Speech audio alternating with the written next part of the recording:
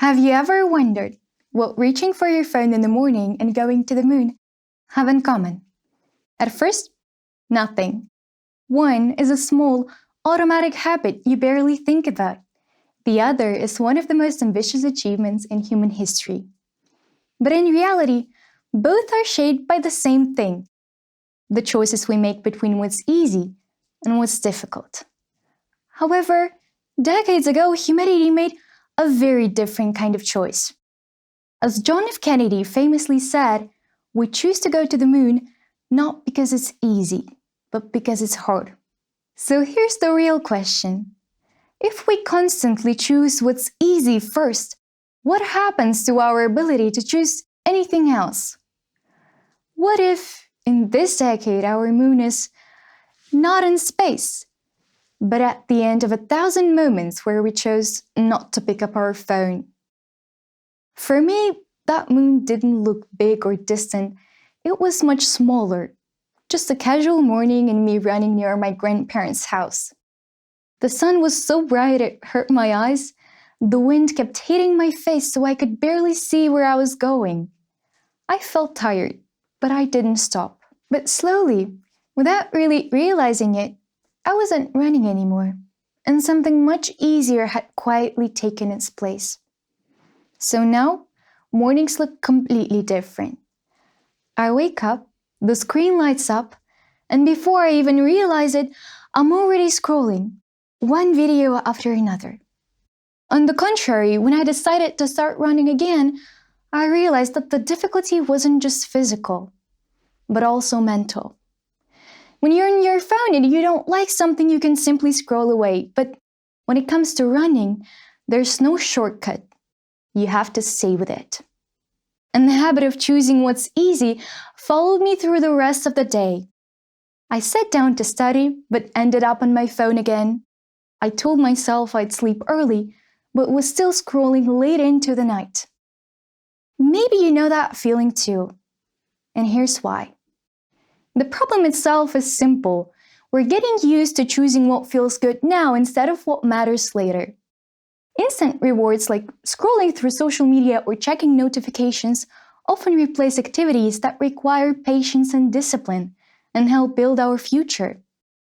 Why does this happen? Our brains are programmed to chase rewards, and today, social media spreads them faster than anything else in history. Apps are designed to keep us coming back. Every video, every notification is a small, quick reward. It feels good, so our brain starts to learn. Do this again. However, something deeper is happening. The more time we spend on rewards, the harder it becomes to control our behavior. A recent study in psychology shows this. Higher screen use is associated with lower self-control and reduced attention span. Therefore, we get stuck in the loop. Less self-control leads to more screen use, which further leads to even less self-control. At the same time, our brain starts to prefer quick rewards now over bigger rewards later. And that's exactly why it feels so hard to stop. According to the latest Pew Research Center survey, nearly half teens say they're online almost constantly, and nearly all teens, 96% to be exact, report using the internet daily. That means being online almost constantly is how we, as teens, spend our mornings, breaks, and even our nights. Over time, something changes. The more we rely on rewards, the harder it becomes to stay with anything that requires effort. Like a muscle we don't use, our ability to focus gets weaker, and when we need it, it no longer feels natural. If we don't break this pattern, we begin to put things off, lose focus, and struggle to finish what we start. We might plan to read a book, study, or work toward a goal, but choose to scroll instead. Over time, this can leave us less disciplined, further from our goals and stuck in place, while our academic, career, or personal ambitions remain only intentions. But think about it for a second. If every single moment trains you to choose what's easy, what are you being trained for? Because it's not a story of one morning. It's not a case of one scroll. It's a pattern. And if that pattern keeps repeating, when do you actually decide anything? What if you tried choosing something hard over what's easy every single day? Would you actually break this pattern? Because the same brain that learned this pattern can learn a different one, but only if something actually changes. In order to get the ball rolling, start with the 10-minute rule.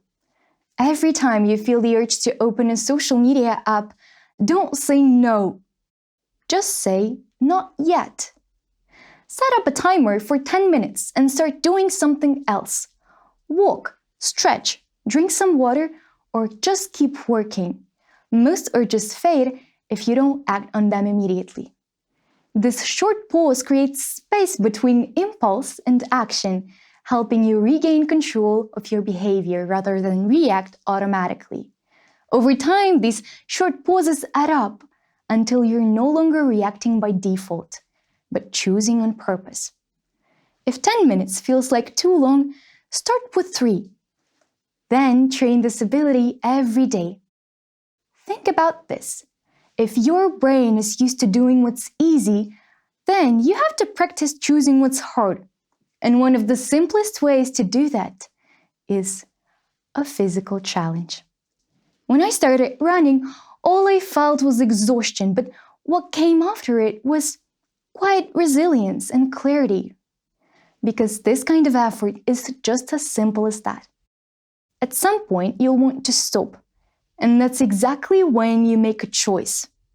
It's the same split second as when you reach your phone. At that moment, you either stop or keep moving just a little longer. I call this moment training, not of your muscles, but of decision.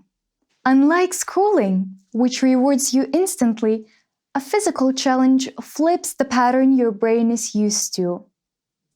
You put effort first, and the reward comes later. And that is the moment your brain starts to learn, I do not have to follow every urge.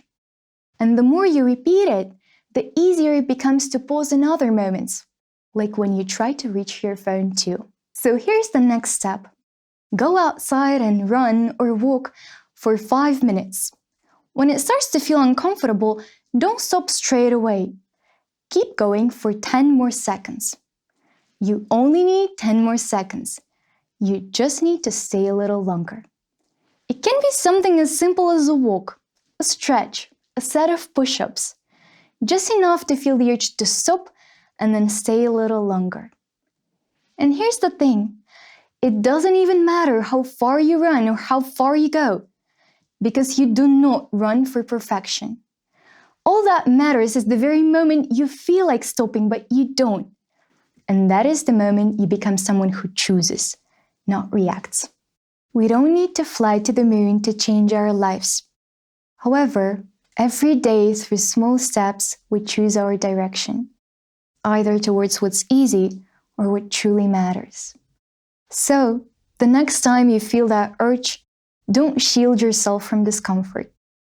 Stay in it, even if for a few seconds, and ask yourself, is this step taking me closer to my moon? Thank you.